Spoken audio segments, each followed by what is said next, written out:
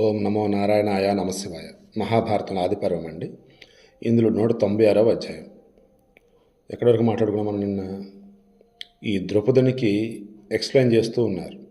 బాబు, ఈ పాండవులు అన్న వాళ్ళు 5గురు, ఆ 5కి నీ కూతురు భార్య అవుతుంది అని చెప్తే అది ఎలా పాసిబుల్ ఏంటి అన్నప్పుడు ఇక వ్యాసుడు ద్రౌపదుడిని పక్కకు తీసుకువెళ్ళి నెమ్మదిగా చెప్తున్నాడు. రాజా, పూర్వం నైమిషారణ్య క్షేత్రంలో దేవతందరూ ఒక యజ్ఞం చేస్తున్నారు. ఆ సమయంలో సూర్యపుత్రుడు అయినటువంటి యముడు అందు శామిత్రని నిర్వహిస్తున్నాడు. శామిత యజ్ఞ పశువధకర్త తస్య కర్మ శామృతం అనగా యజ్ఞమున పశువధ చేయువాడు శమిత, దట్ మీన్స్ యముడు, అతని పనియే శామిత్రము. సో యజ్ఞం నందు పశువధ చేసే వాళ్ళు ఎక్కడ ఎవరైతే ఉన్నారో అతను యముడు అన్నట్టుగా చెప్తున్నాడు. వాళ్ళని శామిత్రము అంటారట, అతని పని. ఇక నిరోధించువాడు యముడు, మిత్రుడు అనగా సూర్యుడు, వారిద్దరిలో దీక్షితుడు యముడు, అతడు చేయ పని శామిత్రము, దట్ మీన్స్ యజ్ఞం. యముడు దీక్షితుడైనటువంటి కారణాన ప్రజలను చంపటం లేదు. ఈ విధంగా మృత్యువుకు సమయం గడవటంతో మరణం లేక జనసంఖ్య పెరగసాగింది. చంద్రుడు, ఇంద్రుడు, వరుణుడు, కుబేరుడు, సాధ్యులు, రుద్రులు, వసువులు, అశ్వినీదేవతలు అందరూ కలిసి బ్రహ్మ నివాసమైనటువంటి సత్యలోకానికి పోయి, భగవంతుడా, మనుషుల సంఖ్య అధికమవుతోంది, మాకు తీవ్రమైన భయం కలుగుతోంది, మేమందరము ఆ భయంతో కుమిలిపోతూ సుఖాన్ని కోరి నిన్ను శరణు వేడుకుంటున్నాం. అప్పుడు బ్రహ్మ అన్నాడు, మీరు అమరులు, మీకు మనుషుల వల్ల భయమా?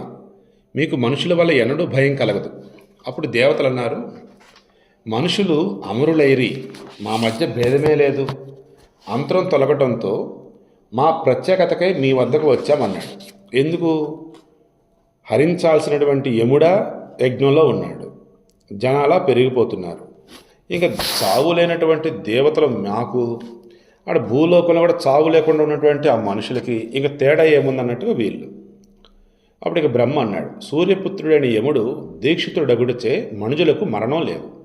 అతని యజ్ఞం పూర్తి కాగానే మనుజులకు మరణం సంభవిస్తుంది. మీ వీర్యంతో యముని శరీరాన్ని 2గా చేస్తే వాటిలో ఒకటి మరణ కార్యాన్ని కొనసాగిస్తుంది, మనుషులకు మరణం కలుగుతుంది, వారికి అమృతత్వం తొలగిపోతుంది అన్నాడు. అప్పుడు వ్యాసు మాట కంటిన్యూస్, రాజా, వారు బ్రహ్మ మాటలు విని దేవతలు యజ్ఞం చేసే చోటుకు వెళ్ళారు. అంటే ఈ దేవతలు యముడు యజ్ఞం చేసే చోటుకు వెళ్ళారు. ఒకనాడు వారందరూ గంగా నదికి స్నానానికి పోయి అక్కడ ఒడ్డుపై కూర్చుండి గంగలో ఒక పద్మాన్ని చూశారు. అది చూసి వారందరూ ఆశ్చర్యపడ్డారు. ఆ కమలం జాడకై సూర్యుడైన ఇంద్రుడు వెళ్ళాడు. గంగా ప్రవాహం ఆగిన చోట అగ్ని తేజస్సు గల ఒక కాంతను చూశాడు. జలం కోసం వచ్చినటువంటి ఆమె గంగలో మునిగి ఏడ్చింది. ఆమె కన్నీటి బొట్లు ఒక్కొక్కటిగా నీటిలో పడి బంగారు కమలాలు అయ్యాయి. ఆ అద్భుతాన్ని చూసి ఇంద్రుడు ఆమెను సమీపించి, కళ్యాణి, నీవెందుకు ఏడుస్తున్నావు? యథార్థం చెప్పు, వినాలని ఉంది అన్నాడు. ఆ కాంత ఇలా అన్నది, ఇంద్ర, నేను భాగ్యహీనురాలను, నేనెవరినో ఎందుకు ఏడుస్తున్నానో నీకు తెలుస్తుంది, నీవు నా వెనుక రా, నా రోదన కారణం నీవు స్వయంగా తెలుసుకొనొచ్చు. ఆమెను అనుసరించిపోయినటువంటి ఇంద్రుడు హిమాలయ శిఖరం మీద సిద్ధాసనస్థుడై ఒక యువతతో క్రీడిస్తున్న అందమైన యువకుడిని చూశాడు. వారు అక్షక్రీడాసక్తులై ఉండగా ఇంద్రుడు దగ్గరకు చేరి ఆ యువకునితో, మహానుభావ, నేను ఈ లోకానికి రాజును, ఈ లోకం నా అధీనంలో ఉంది అన్నాడు. ఇంద్రుని క్రోధాన్ని చూసిన ఆ దేవపురుషుడు నవ్వి మెల్లగా ఇంద్రుని వైపు చూశాడు. అతను చూపు పడగానే ఇంద్రుడు కొయ్యబారి స్థానువైపోయాడు. వారి క్రీడ మూసిన తర్వాత ఏడుస్తున్న ఆమెను పిలిచి, ఆ ఇంద్రుణ్ణి నా వద్దకు తీసుకొనిరా, ఇతనిలో తిరిగి గర్వం ప్రవేశించకుండా చేస్తానని ఆ యువకుడు అన్నాడు. అతని మాటలను విని ఆమె ఇంద్రుని శరీరాన్ని తాకగానే అతడు అవయవ సామర్థ్యాన్ని కోల్పోయి భూమిపై పడినాడు.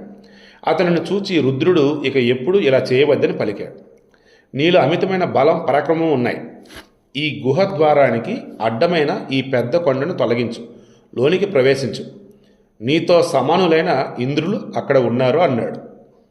అతడు ఆ పర్వత బిలవంలో ప్రవేశించి తనతో సమానులైన 4 ఇంద్రులను చూచాడు. నేను వీరి వలె దుర్దశలో పడగలనని భావించాడు. అప్పుడు శంకరుడు కళ్ళు పెద్దవి చేసి కోపంతో ఇంద్రుని చూచి, నీవు మూర్ఖత్వంతో నన్ను అవమానించు, ఈ గుహలో ప్రవేశించు అన్నాడు.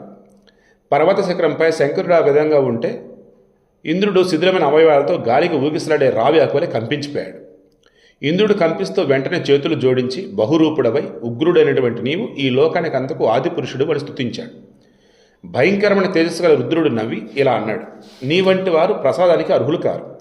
వీరు నీ వలె పూర్వం ప్రవర్తించారు, నీవు అట్లే గుహలో ప్రవేశించి సైనించు అని చెప్పేసి అన్నాడు. సో ఇంద్రుడు వచ్చేసి నలుగురు ఆల్రెడీ లోపల ఉన్నారు, ఇప్పుడు ఒక ఇంద్రుడు లేడు, మొత్తం 5 ఇంద్రుడు లోపల ఉన్నారు. మీరు నేను చెప్పినట్లే కార్యాలను నిర్వహిస్తారు, మీరందరూ మానవులుగా పుడతారు. ఆ జన్మలో దుస్సహ కర్మలను ఆచరించి చాలామంది రాజులను మృత్యువు ఎరవేసి తిరిగి మీ శుభకర్మలచే పవిత్రులకు నిలయమైన స్వర్గానికి వస్తారు. నేను చెప్పిన పనులే కాక సార్థకమైన వేరు పనులు కూడా చేస్తారన్నాడు. పూర్వపు 4 ఇంద్రులు అన్నారు, భగవంతుడా, మీ ఆజ్ఞలను శిరసావహించి మేము దేవలోకాన్ని వీడి మనుషులోకానికి పోతాం, అక్కడ దుర్లభమైనటువంటి మోక్షం సాధిస్తాం. మీరు మమ్మల్ని యముడు, వాయువు, ఇంద్రుడు, అశ్విని దేవతలతో కలిపి తల్లి గర్భంలో ప్రవేశపెట్టండి, దివ్యాస్త్రాలతో మానవులతో పోరు సలిపి తిరిగి ఇంద్రలోకం వస్తాం అన్నారు.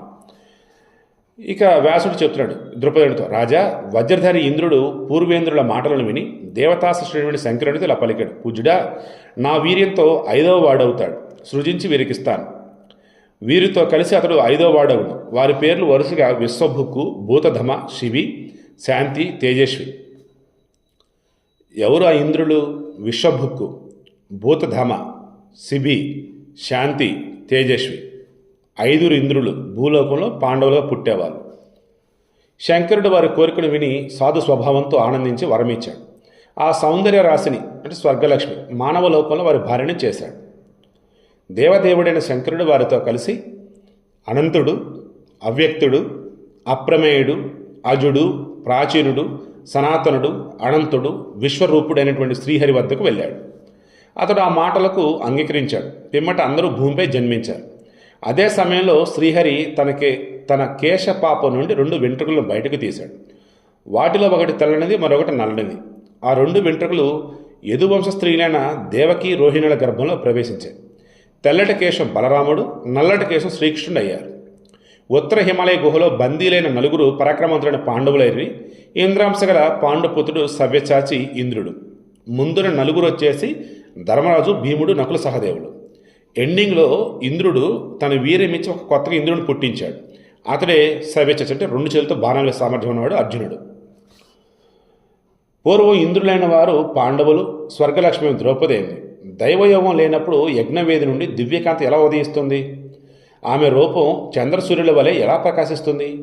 క్రోసు దూరం నుండి ఆమె దివ్య గంధం ఎలా వ్యాపిస్తుంది? క్రోసు అనగా 2 మైళ్ళు. అంటే ఏమయ్యా, దైవయోగం లేకుండా నీకు అసలు యజ్ఞవేదిక నుండి ఒక అమ్మాయి ఎలా వచ్చింది అనుకుంటున్నావు? సూర్యచంద్రుడు ఆమె ఎలా ప్రకాశించింది అనుకుంటున్నావు? 2 మైళ్ళ నుంచి అంటే అప్రాక్సిమేట్లీ ఒక క్రోస్ అంటే 5 కిలోమీటర్లు వేసుకోండి. 5 కిలోమీటర్ల దూరం నుంచి ఆమె ఉన్నది అన్నట్టు దివ్య గంధం పరిమళం ఎలా వచ్చింది అనుకున్నావు? ద్రుపద మహారాజా, నేను నీకు ప్రసన్నతో దివ్య దృష్టిని ఇస్తాను. నీకు కుంతీపుత్రుడు అలనాటి దివ్య రూపాలను చూస్తావు. వెంటనే తన తపశ్శక్తి వైశంపాయనుడు వ్యాస మహర్షి ద్రుపదనకు దివ్య చక్షువులు ఇచ్చాడు. అతడు పాండవుల పూర్వదేహాలను చూచాడు. స్వర్ణ కిరీటధారులై, బంగారు మాలలు ధరించి, ఇంద్రసమ వర్చస్సులై, అగ్ని సూర్యాది దేవతల కాంతి కలవారై, యువకులై, విశాల వక్షస్థలులై, తాడి చెట్టు ప్రమాణం గల ఇంద్రాదులు కనిపించారు. వారు నిర్మల వస్త్రాలు, ఉత్తమ గంధాలు, సుందరమైన మాలలు ధరించి మహాదేవ, వసు, రుద్ర, ఆదిత్య ఘనంగా ప్రకాశిస్తున్నారు. 4 పాండవుల పూర్వరూపాలను ఇంద్రాత్మజుడైనటువంటి అర్జునుని రూపాన్ని చూచి ప్రసన్నుడి నుండి ద్రుపదుడు ఊహకందని ఆ మాయతో ఆశ్చర్యపోయాడు. రాజశ్రేష్ఠ అయినటువంటి ద్రుపదుడు త్రిలోక సుందరి, సోమవాహిని, తేజస్విని, రూపతేజో యశస్విని అయినటువంటి ద్రౌపదిని వారికి అన్ని విధాలా తగినదానిగా భావించాడు. ఆశ్చర్యకరమైన దృశ్యాన్ని చూచిన ద్రుపదుడు వ్యాసుని పాదాలపై పడ్డాడు. మహర్షి, మీలో ఈ అద్భుత శక్తికి ఆశ్చర్యమేమున్నది అని ద్రుపదుడు పలకగానే వ్యాసుడు ప్రసన్నుడు ఇలా అన్నాడు. ఒకనొక తపోవనంలో ఒక ఋషికి ఒక కుమార్తె కలదు. ఆమె సౌందర్య సౌశీల్యాలు కలది. అయినా పెళ్లి కుదరలేదు. ఆమె కఠినమైన తపస్సుచే శంకరుని మెప్పించింది. ఈశ్వరుడు సంతోషించి ప్రత్యక్షమై వరం కోరుకోమని ఆమెతో అన్నాడు. వరదుడైనటువంటి శంకరుని మాట విని ఆమె పదే అన్ని గుణాలు గల పతిని వరంగా కోరుకుంది. ప్రీత మనసున్న శంకరుడు, కళ్యాణి, నీకు 5 భర్తలు ఉంటారు అని ఆమె కోరిన వరాన్ని ఇచ్చాడు. ఆమె శంకరుని బతిమాలుతూ తిరిగింది. సర్వగుణ సంపన్నుడైన భర్త ఒక్కడు చాలు అని. ఆ ప్రసన్నుడు శంకరుడు మరలా ప్రియంగా ఆమెతో ఇలా చెప్పాడు. నీవు తొందరలో 5 సార్లు పతినిమ్మను కోరు, అది అట్లే అవుతుంది. నీకు మంగళం, మరో జన్మలో ఈ వరాన్ని పొందుతావు అన్నాడు.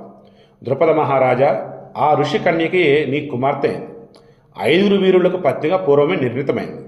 ఈ స్వర్గలక్ష్మి నీకు యజ్ఞశాలలో పాండవ పత్నిగా జన్మించింది. ఆమె ఘోరమైన తపస్సు చేసి నీకు కుమార్తె అయింది. ద్రుపదరాజా, ఆ సుందరియే 5 తన తపస్సునే